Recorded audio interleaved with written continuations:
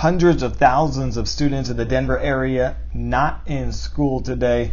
Welcome back to the podcast, everyone. Ryan Ferran, episode number 31. Disturbing news out of Colorado. Take a listen to CBS News this morning. There's no school today in much of the Denver area while police search for a young woman considered to be armed and extremely dangerous, who's made what's called a credible threat. At least 18 districts closed hundreds of schools last night and told more than 500,000 students to stay home just a few days before the anniversary of the Columbine high school shootings. All right, welcome back to the podcast, everyone, and here to talk about this issue today and this week happening in Colorado. So sad. Rick Kaufman is joining us. He is the Executive Director of Community Relations and Emergency Management at Bloomington Public Schools in Minnesota. And Rick, we just listened to the news clip about 18 school districts closed schools today, impacting more than 500,000 students. A woman made credible threats to Denver area schools, and she was kind of infatuated with the Columbine tragedy, and this weekend happens to mark the 20-year anniversary of Columbine. So this is just a mess for everyone in that area. And you were there 20 years ago working for the communications team in that school district for Columbine. And I was actually just watching a news piece you did with a local TV station in Minnesota, and you actually were so involved. You were helping some of the wounded that day on campus. What has the reaction been from people that were there in the Colorado community? I'm sure you still talk to people there. You're headed there this weekend. What's the reaction been to this news about this threat and this whole situation? Well, it's certainly demoralizing. It's very impactful from there's no good side or upside to this other than that it did come to a fairly quick resolution today. And I think everyone is breathing a huge sigh of relief, and families and students and staff members can get back to what their normal life is tomorrow. But, these kinds of things, unfortunately, they happen probably more frequently as we get close to spring, and certainly these anniversary dates with this week, Virginia Tech, Oklahoma City bombing, and the Columbine tragedy. It really has a tendency to these fringe individuals who idolize or are infatuated with these high-profile incidents. It's a way for them to act out in lots of different ways. And then this one was very credible. You had a person that was reported to have flown out to Colorado, to Denver, and purchased a shotgun and ammunition and made some form of credible threat to a number of schools, including Columbine. So what does it do to the community and up and down the Front Range? I think it puts everybody on pins and needles, and for the Columbine families and the survivors, it's really a re-victimization, re-traumatization of what they've experienced, what they went through nearly 20 years ago. And so it's not good. It's not good for the community. It's not good for the whole mental health piece. And you got to remember that the survivors from 20 years ago, they're parents of little kids, and so just imagine what they're feeling and thinking as they were preparing to send their kids to school yesterday and today, for that matter, before they were notified that schools would be closed. The anxiety and the thoughts, the memories, and all that these families that you just talked about must be going through it's just horrific to think about, that this woman put them back in that situation. All of us on a national and international scale, these incidents happened, and we go on with our lives as after every tragedy people do. But for the people in Colorado, for you, for those that lived at these families, these victims, I mean, to have to go through this again is just it's unbearable, and it's just sickening to see. I actually saw the news from following your Twitter. I followed on some news articles and hearing some of the parents who one of their kids survived and one of them passed away, and just talking about, it's 20 years later and my life is still miserable. It's terrible. It is, and it's sad, because when you think about it, this individual, put an entire area, as you said, 500,000 students, and probably about a couple thousand, 3,000 staff members, school district, if not more, employees whose lives were upended for the better part of the last 24 hours. That's just the things that you can quantify. What you can't quantify is really the impact mentally and emotionally on everybody that's affected by this. And so I have a son that lives out there. My daughter-in-law is a teacher in one of the school districts that was closed today. And I've talked to them last night. I talked to them again today. And it's very unnerving. And they happen to live just a couple miles from Columbine High School.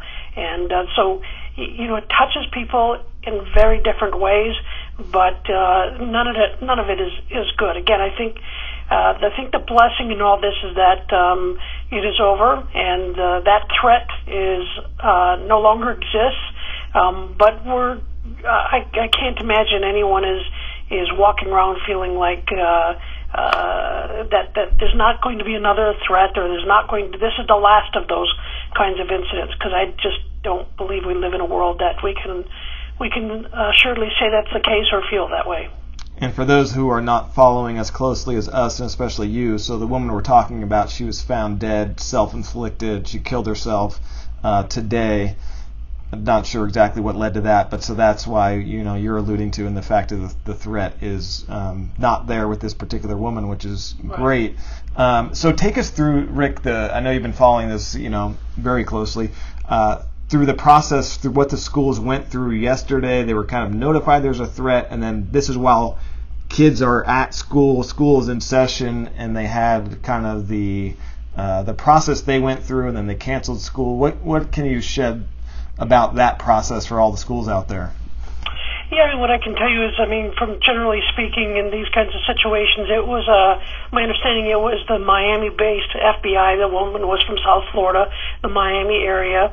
She's an 18-year-old female that was actually attending school in I believe it's Sunshine, Florida.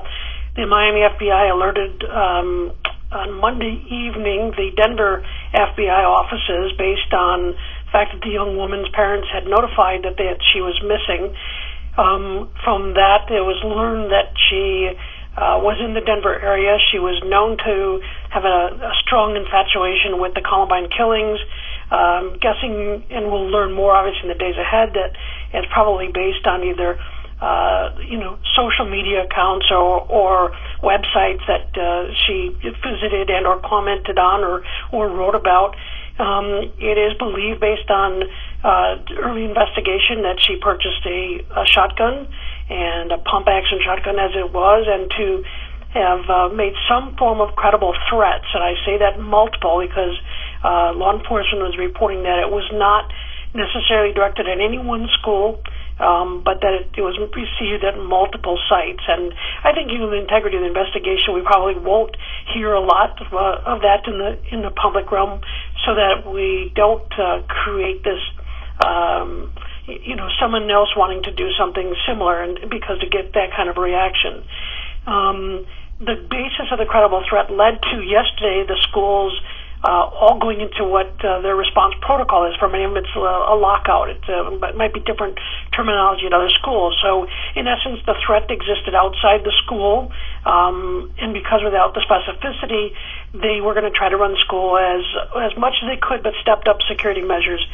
Last night, I believe the superintendents of those school districts, and working with Denver FBI and their local law enforcement agencies and security folks, had deep conversations about what today was going to look like and the potential of impact. And I believe they probably, based on information that I got from my own family members, that parents were likely going to keep their kids at home today. So it might have been a very limited number of students, and I think staff members.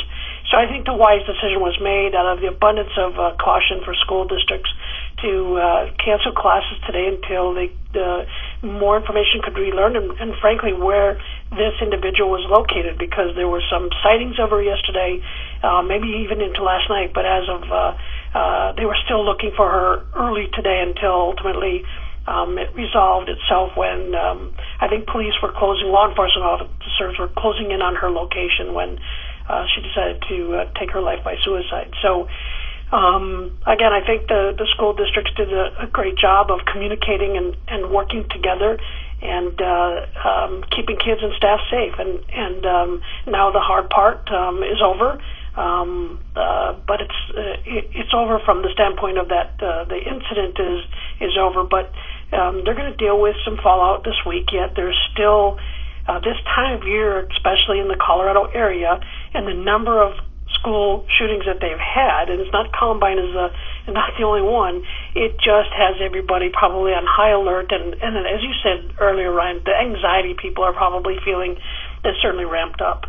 It's just, it's a terrible situation all the way around. And for these folks, I mean, you can't prepare for something like this. You have to weigh all these different factors of closing down schools, then kids not having a place to go to, and how credible is a threat. And I just feel for all those superintendents, educators, law enforcement having to make these decisions and work through this. As you know, you can prepare all you want, and even if you go through your protocols perfectly, you're always going to have negative reactions. You always find somebody talking to a media camera that says, I didn't know what was happening, and why are they doing this? So it's just one of those tough decisions, but you need strong leaders to let's make a decision, stick with it, and do what's best for the kids and the family. So I just appreciate and somewhat understand what they're going through as a decision process that they have to go through. It's just remarkable. If you ever sat in some of those meetings, it is unbelievable. It reminds me of a couple of years ago here, Rick, we were threats from kind of international threats in school districts. LA Unified closed school for the whole day, and districts everywhere were figuring out what to do and how credible, and it's just an absolute mess for people. Anyway, my question, Rick, one of them is there's this thought and this narrative, and I sort of tend to agree with it. I'm also a former journalist, so I somewhat understand their perspective as well. The publicizing of the names of these people that murder, that do these shootings, there's the thought that it leads to people like this woman, who I haven't said her name, I don't think you have either, that it's been reported that she had an infatuation with Columbine, and Lord knows what she was following and what drew her to it. But do you think media should be publicizing these names? And what is your thought kind of on that aspect of sometimes does it encourage copycats, and does it, that sort of thing? What do you think about that? It's a double-edged sword, I think, from a lot of different perspectives, but the two primary ones is, on the one hand, you need to get word out there so that that people are eyes and ears, that they're looking out for. Mm-hmm. In this case, again, you've got a person that was identified and in the area and is alleged to, but most likely made these credible threats. So the fact that media is aware of this and it's being broadcast is a good thing. Mm-hmm. The downside to identifying the person by name, I know they showed pictures, it does create a sense of copycat or idolization of others. There are a lot of dark websites out there that, whether it's just on the Columbine killings or these mass casualty incidents, that it just fuels and feeds these individuals that are dealing in this, or communicating or interacting in this. It's rare in many cases to get to where that Columbine and the community is dealing with today, because you had an actual credible threat than a person that was identified. Mm-hmm. But I saw a chatter today where individuals were making comments, whether it was in jest or not, is comments like to the effect of, you're taking away my thunder, speaking of the individual. Now again, that person could have been just messing around, but you have to take that seriously, that this individual that put something like that is, what does it mean by you take away my thunder? Are you thinking of planning something worse? And then there's also those individuals that think it's a kind of a joke, and hey, that disrupted school for a day and a half. Let's see what kind of rise we can get out of it, because they have no purpose to be in school. They don't want to be in school. So glorifying, in some cases, the repetitive broadcasting of this over and over and over. I mean, CNN dedicated a long time today on this, as I'm sure the other national and probably local media did as well. And so is a very, very tough question, because you've got people that have an insatiable desire to want to know what's going on and need to know what's going on for their safety and the well-being of their family members, but it does have an impact on the psyche and the emotional and mental stability and instability of people. Yeah, you make a great point too, Rick, especially with today's issue in Colorado the past couple of days. This woman, she was out there. They knew who she was, but they didn't know where she was. So, let's put her out there so people can help us find her, which is a good thing. But then on the flip side, as you mentioned, now her name is out there, and infamy and all that copycat stuff, which is just disturbing. I saw one of your tweets too that was interesting. So from a school perspective, you were talking about some of the language in that area of Colorado. They have what they call a lockout, as opposed to a lockdown, and you made a good point about, just the clarity of language and the importance of that. What did you mean kind of by that, and what can people learn from that? It's important that each school has a standard response protocol that's not based on code colors or code names. It truly is based on an action that we want the persons to do, our students and staff to react to. Based on brain research, the brain is going to identify the word or the action step that you're requesting or requiring, or through drills and training you want that response, and so that triggers the defense mechanism for the person to respond. And as I've often talked about, that's why training and drills are so important, because it creates the cultural condition to know what to do in a real world situation. So the comment I was making is that lockout can and often is confused with lockdown. And when we create that ambiguity with words like that are closely aligned, then what is it that the individuals are going to do? There's been research and we've done simulated responses to those kinds of words, and we find that there is that ambiguity, there's a confusion, and confusion and ambiguity creates a delay in response. And so I think it's important that school districts design and develop standard response protocols that work for each of their school districts. And I know that there's a great organization out there called I Love You Guys, started by the parents of a young girl who was killed at Platte Canyon High School in 2006 in Bailey, Colorado, and which impacted us because Bailey's not too that far away from Littleton.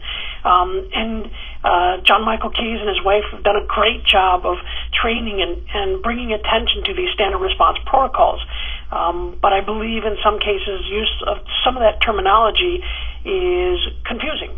I also believe that school districts that just take a response based on what everyone else is doing may not be doing service to their school system, and with respect to what are the values and what works.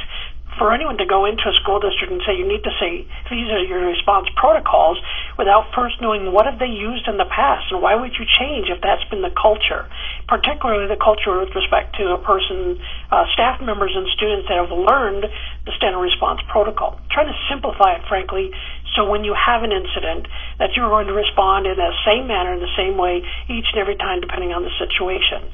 And so that was really my point with that. We get kind of hung up on all these different tangents, but there is some credibility based on research that we need to give credence to understanding how the brain works in these situations where your anxiety, your fear quotient increases exponentially, and therefore your manual dexterity and your cognitive abilities slow down. And so it's not easy to recall these things unless you schools are doing those drills and with fidelity, so that staff and students know that it is something to be taken seriously.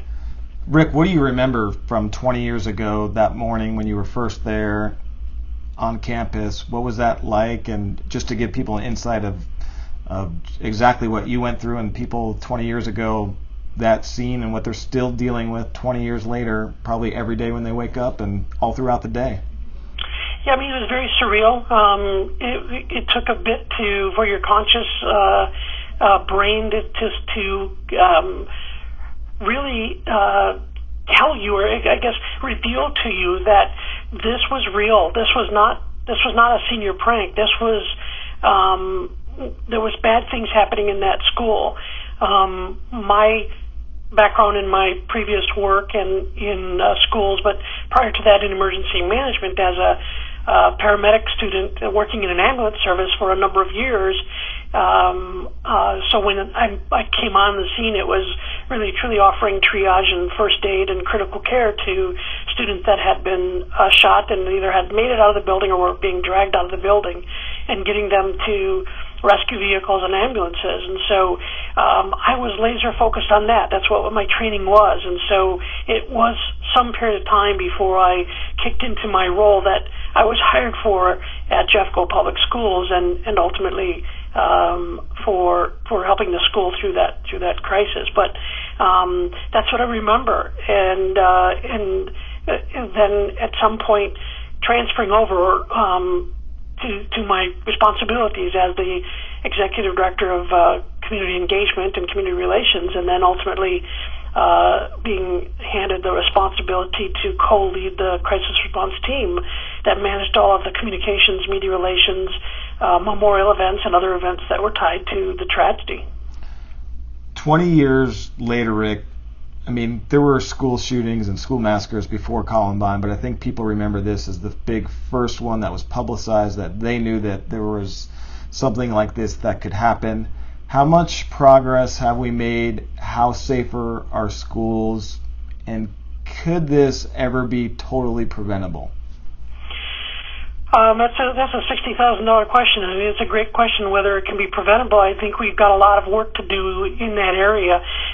Do I believe schools are safer today? I truly do believe that, because they have made significant changes to address the needs associated with making sure our schools are target hardened in some cases, and creating barriers and the ability to limit access to our schools, the free access, if you will, and a lot of different pieces that went into that. Millions and millions of dollars have been spent by schools on that, but I think the area that we need to re-engage and refocus on is really on the front end, the prevention and intervention mitigation efforts that identify students that we can intervene. We can get them the resources and help so that they don't continue down this path of wanting to harm themselves or, unfortunately, others, as we've seen. You know, schools are still a very, very safe place for kids to be. In some cases, it's safer than walking to and from school. It's safer in some cases than their own communities. And so we can't discount that, and we can't discount the fact that we have done a lot in terms of that training and the drills and the response. And I think as professionals, you and I, Ryan, have learned a lot and have adapted and changed over the last 15, 20 years as well. That have to continue, but I believe we need to spend more energies, more money, and more time in understanding what disengages students and why they're taking this path, and that addresses all pieces of that, the mental health aspects, the societal issues that are driving individuals, and the lack of care and attention to the mental health issues that our students are dealing with, and frankly adults for that matter. I think you're right, too, and I've seen the shift out here. I'm sure you've seen it in Minnesota. We've went from probably 5-10 years ago to getting police on campus, build gates, lock everything down, secure it, to what you said, prevention, intervention, mental health, providing that emotional wellness. So we're seeing that shift from, you can build all the walls you want around your campuses and have police officers there. That doesn't prevent tragedies. We see it with police officers on campuses. They're still targets. Things are still happening. So I've seen that shift where we're going more towards the mental health, and hopefully that will help children and adults alike not want to do these terrible crimes and tragedies. What can people do? What can schools do? What can parents do to address some of that emotional wellness that you're talking about, that I do see as a great focus of our schools in America now? I think the conversations, we need to continue to have those conversations in our communities and at the school level, at school board meetings. And there's some great organizations out there that have been really started by parents of victims at Sandy Hook and Parkland, Florida, and others that have turned their grief and their sadness into something of value. I think of Michelle Gay, whose daughter was killed at Sandy Hook Elementary School, and her organization, along with another parent of a child victim, called Safe and Sound Schools. And that movement addresses lots of different areas. And I know Michelle talks about we need to have those conversations, and parents are the catalyst for that. So unfortunately, a lot of that gets drowned out by we get into these debates about gun control, and so it drowns out a lot of voices. And I saw that again today. It's just people want to use these incidents as a platform to debate what we should and should not do. And I think that's the wrong conversation, even though I certainly can weigh in on that area as well. I don't think it makes sense to, when you have acts of violence on school property, to be putting more guns on school property, whether that's with armed law enforcement officials or arming teachers and staff members.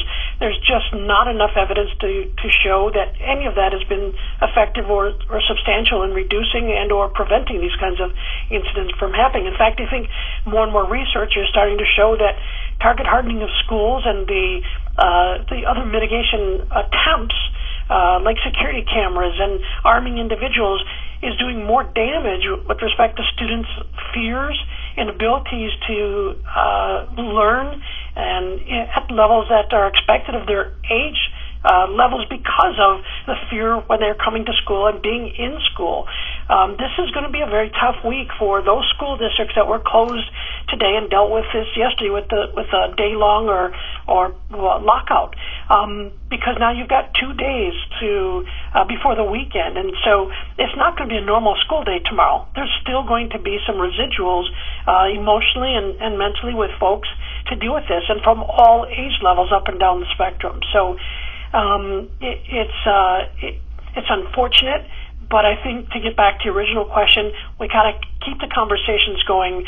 We've got to lobby our legislators at the state, local, and state levels, and concentrate the resources on where we know they will best be served. And honestly, Ryan, when we put $1 on the front end, we save hundreds on the whole response and recovery pieces, because if we can prevent it from happening, then we don't destroy schools and communities and the lifelong impact that has on individuals and families.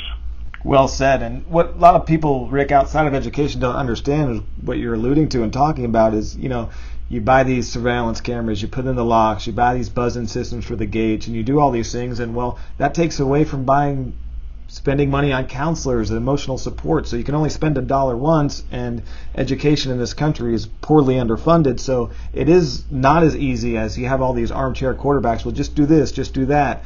And when you're actually in it, you have to budget and do these things and figure out, at the heart of the matter, what's best for kids. It's a very complicated equation that nobody has really perfected yet. And like you said, we got to still keep having these conversations and talk about best practices and what's best for our community. So it is a complicated one. Before we wrap up, Rick, I just wanted to have you on just because if anyone knows this issue, it is you. And I know you're heading back to Colorado this weekend to be with people back there and for the 20th anniversary of Columbine. What is that going to be like for you, and what will you be doing there? I'm going to be attending a number of different public and private events. It's a chance to reconnect with students and staff members, hopefully some of members of my team. It's been a long time, 20 years, although it seems like at times yesterday and other times it seems so far away. I think it's all part of the healing process. I think it's an opportunity to continue to process and connect with those folks that meant a lot and did a lot. And I'm looking forward to seeing some of the survivors that I haven't seen in 20 years, including a student that I was able to help that survived. I hope a couple of the students that I helped to get to rescue vehicles and ambulances that I can connect with, and I'm looking forward to that. Just to thank them for everything they've done in the last 20 years to have their voices heard about survivorship, and I think that's what gives all of us hope. And they never asked to join this club. Nobody ever wants to be a part of. But forces as they are. And what have they done? And those are the stories that I'd love to continue to share with folks, the resiliency and the hope that they bring to others that are burdened with violence and what it does to them, or broken families. So it's going to be difficult emotionally. The fact that I have my son and his wife and my new grandson out there will certainly be a wonderful opportunity to connect with them and really see the beauty of life in that way as well. Rick, what is it like, real quick, I mean, having impact and helping save some of these kids' life when you're there as a first responder that day in Columbine? How do you, through that chaos and everything's happening so fast, how do you make those connections of, oh, this kid realizes that you may have helped him get him to an ambulance, and how are you able to get in touch, and how do you keep those connections over the year, and how are those made when you're going through such a tragedy and so much chaos is ensuing? Well, I'll never forget their faces. I'll never forget their names. That's for certain. And one of the individuals, her name is Casey Rugsager Johnson. That's her married name. Casey is a mother of 4 children, married mother of 4 children. And Casey recently wrote a book called Over My Shoulder.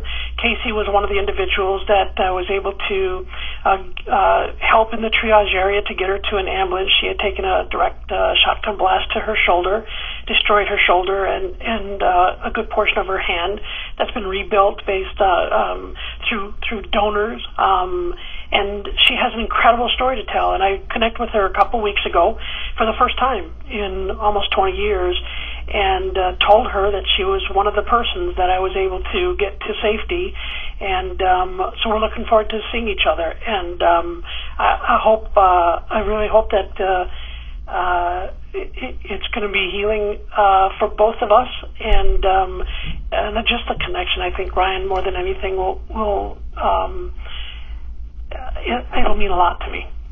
Well, good for you, Rick. That is amazing that you did that 20 years ago, and you're still advocating for school safety and getting the word out about how to help educators, communicators, to help students and to be safe, to educate and go on to live amazing lives. As a storyteller myself, glad to have a small part in this, and I hope the media is out in full force this weekend and telling the positive stories of survivors and educators and what public education and folks are doing to, make this world better. As, cliche as that sounds, a lot of people are doing a lot of amazing things, because we think of these tragedies, we think of the bad, the evil, but there is that positive, there is that silver lining. Folks like you and the survivors and people back in Colorado are doing. So my best to everyone there. Appreciate you stopping on. I would recommend fully people follow you on LinkedIn and on Twitter for more information, insights, and resources. RJ Kaufman on Twitter, and obviously Rick Kaufman on LinkedIn as well. Amazing follow. Rick, thank you so much. Always appreciate it. Thank you, Ryan. I appreciate you continuing to share the stories and allowing us to keep the promise that we made to the victims' families that if we could save lives, then their children's loss of their lives is not in vain, and I think it gives hope to others that continue to survive. So we need those storytellers like you to keep doing that. So I do appreciate your time and what you do in your community, as well as sharing it in a much broader audience through your podcast. So thank you so much, and keep the faith. Rick, great work. Thank you, and we will chat soon, my friend. Sounds good. Thanks. Bye-bye. Rick Kaufman there. Saw the news about this and just had to have him on the podcast. He was there. He has such good insights about what happened, what schools can do to effectively communicate, safety protocols. Again, follow him, LinkedIn, Twitter. I did podcast episode number 24, all about crisis communications. We spent even more time, about an hour, talking about diving into situations. How can schools communicate? What can we do as educators? So a great resource there on this podcast, iTunes, Podbean, wherever you may be listening. It's episode number 24. I highly recommend it. Rick just has such good insights, good guy, always willing to share for people. I just saw that he tweeted about this today, and it's such an important topic. We have made, I think, great strides in school safety, but these things are still happening. Kids are still scared. People are still being injured, hurt, and killed, and so we still have work to do. So I really appreciate Rick and and everything he's doing. Amazing. He's going back to Colorado to help heal, talk to some of the victims and people he worked with and was able to help, and then share those positive stories, because that's what education and help spreading positive news these days is absolutely needed and a great thing. So hope you enjoyed that. I know I did. Every time I talk to Rick, I just learn more, and I appreciate the good things in life and the good people that are doing amazing work. So hope you enjoyed it. We will talk soon. We have many more podcasts that you can listen to going back, and we'll have more coming forward. You can find me on Twitter, Ryan P. Ferran, and be happy to chat with you about anything to help advocate for education. Thanks, everyone. We will talk to you soon.